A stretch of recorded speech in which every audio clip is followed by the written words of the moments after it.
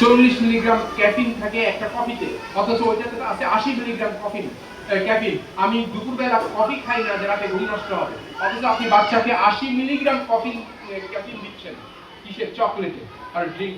বাচ্চা তো ঘুমায় না। আমি আগে বলেছি রাতে যদি ডেল্টা স্লিপ না হয় তাহলে বাচ্চার মেমোরি নষ্ট হয়ে যাওয়ার কথা।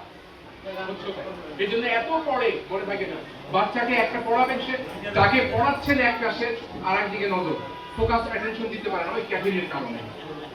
আমরা জানিও না যে আমরা নিজের হাতে প্রবলাস করেছি।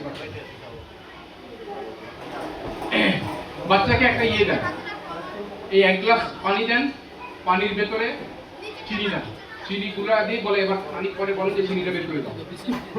চিনি বের করতে পারবেন। আর একটু চালাক হলে বলবে যে পানিটাকে ইভাপোরেট করতে হবে, তারপরে চিনিটা পড়ে থাকবে নিচে। এই তো, তারপরে পানির অস্তিত্ব শেষ করতে হবে।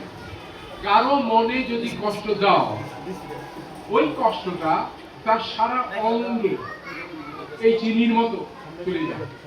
তার কাছে মাপ চাইতে পারো, কিন্তু তার অস্তিত্বের সঙ্গে এই কষ্টটা মিশে থাকবে।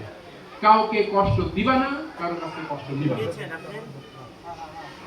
আর 1 গ্লাস পানি হাতে দিয়ে বলেন ধরে রাখো, মাত্র 200 গ্রাম পানি, 200 ml পানি ধরে রাখো। 3 মিনিটের বেশি ধরে রাখতে পারবে না, হাত কাঁপা শুরু করবে। তখন কি হবে? আর এক হাতে নিতে হবে, এই হাতকে বিরতি দেওয়ার জন্য।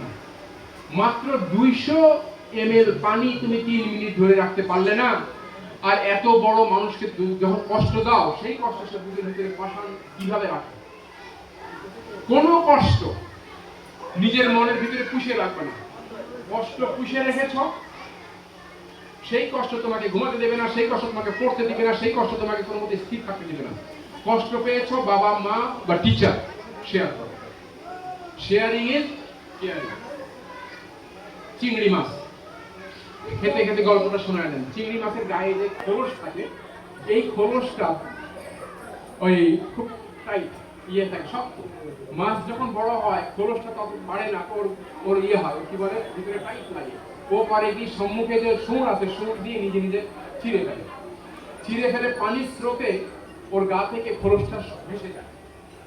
তো খোলস যখন নাই, তখন ওর গায়ের মাংস পানির পোকা খুবলে খুবলে খায়। এই জন্য করে কি, নিজে ওই পাথরের নিচে, গাছের শেকড়ের নিচে, পুকুরের তলে আশ্রয় নেয়, চুপ করে লুকায় থাকে, ধৈর্য ধরে থাকে। কেন? আমাদের যেমন নখ বাড়ে, 3-4 দিনের ভিতরে তার গায়ে আবার নতুন করে একটা খোলস তৈরি হয়, আগের চাইতে একটু ঢিলা টালা। এরপরে সে খুব কমফোর্ট ফিল করে, সে আবার খেলতে আসে, আবার সাঁতার কেটে বেড়ায়। বাচ্চা অঙ্কে খারাপ করেছে, ইংরেজিতে খারাপ করেছে, মন খারাপ করো না। ওই চিংড়ি মাছের মতো 4-5 দিন একটু, 1 সপ্তাহ একটু মাঠের খেলা, বন্ধু বান্ধবদের কাছ থেকে বাদ দিয়ে নিজে গুটায় নাও। আসলে আমরা ইংরেজিটা ঠিক করে নিই। ওই চিংড়ি মাছের মতো নতুন করে যখন আমরা আবার ইংরেজির খোলস তৈরি করব, এরপর আমরা আবার খেলতে যাব।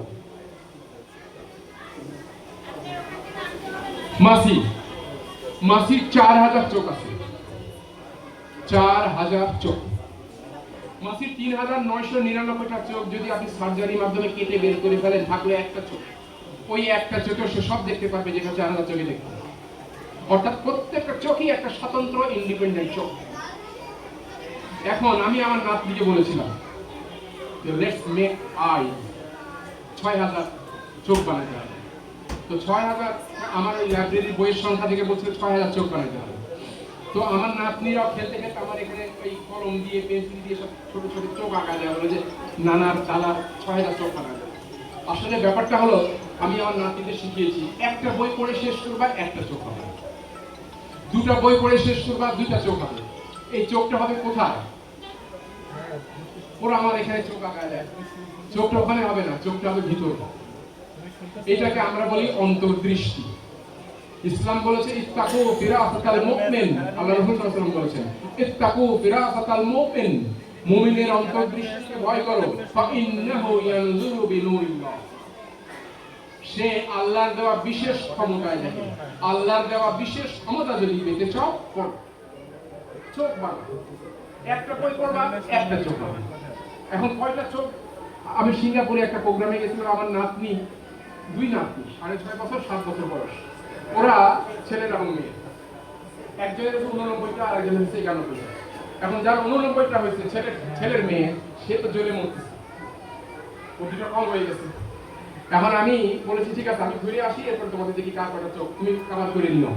আমি সিঙ্গাপুরে থাকা অবস্থায় আমার নাতনির তর্স হয়নি, ও দুটো বই পড়ে শেষ করে ওর বাবার নাম্বার থেকে আমাকে টেলিফোন করেছে, দাদা আই গট 91, মানে আমার 91টা হয়ে গেছে। ওর এই কাজিনকে, আমার মেয়েকে ওর হারাইছে, এতে বলার জন্য সিঙ্গাপুরে টেলিফোন করা লাগছে। বাচ্চারা হয় প্রতিযোগী প্রবণ, ও আমার চেয়ে কেন ফার্স্ট হবে, ও আমার চেয়ে কেন ভালো হবে, ও আমার চেয়ে ভালো কাজের প্রতিযোগী বানায় দেন, আপনার কাজ শেষ, বাকি কাজটা ওরাই করবে। এই যে একটা মানুষের চিত্র, এর ভিতরে 31টা পশু, যে পশুগুলো কোরআনে উল্লেখ করা হয়েছে সবগুলো এর স্কেচ করা আছে। এইগুলো দমন করা, এই প্রত্যেকটা পশুর একটা ইউনিক বৈশিষ্ট্য আছে। এই প্রত্যেকটা বৈশিষ্ট্য আমাদের ভিতরে আছে, মানুষের ভিতরে, যেটাকে আমরা বলি পাশবিক প্রবৃত্তি। মান খাফা মাকাম রাব্বিহি ওয়া নাহান নাফসা আনিল হাওয়া ফা ইন্নাল জান্নাতা হিয়াল মাওয়া। আল্লাহর সম্মুখে দাঁড়াতে হবে এই চিন্তা করে, এই ভয় করে যে নিজের মনের খায়েশ, পশুবৃত্তি, নিজের মনের সমস্ত ইয়েগুলো নিয়ন্ত্রণ করেছে, জান্নাত তার ঠিকানা। সেজদা। ছোটকালে বাচ্চাটা বাসায় বাবা চকলেট নিয়ে এসছে, মা এতক্ষণ ধরে মার কাছে চকলেট চাচ্ছিল, মা বলেছে যে তোমার আব্বা আসছে চকলেট দিচ্ছে আনতে, আমি আনতে বলছি, আনছি। চকলেট দিছে, বাচ্চা খুব খুশি। আপনি যদি বলে দেন মাকে থ্যাংক ইউ বলে আসো, মা আমাকে চকলেট আনতে বলছিল, দৌড়ে মার কাছে গেল থ্যাংক ইউ বলার জন্য। এখন মা যদি ওই সময় বলে আব্বাকে থ্যাংক ইউ বলো, তো ছেলেটা বিপদে পড়ে গেল না?